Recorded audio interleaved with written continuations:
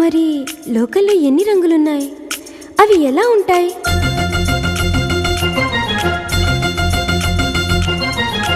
బుగ్గ మీద వెచ్చని సిగ్గు వచ్చినప్పుడు దానిని అడుగు, ఎర్రదనం అంటే చెబుతుంది.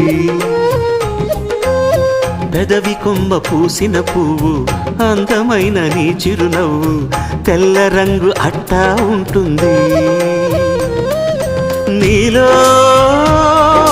నిలువున పులకలు రేగిన వేళ నువ్వే పచ్చని పైరువు అవుతావమ్మా. దిగులు రంగే నలుపు అనుకో, ప్రేమ పొంగే పసుపు అనుకో.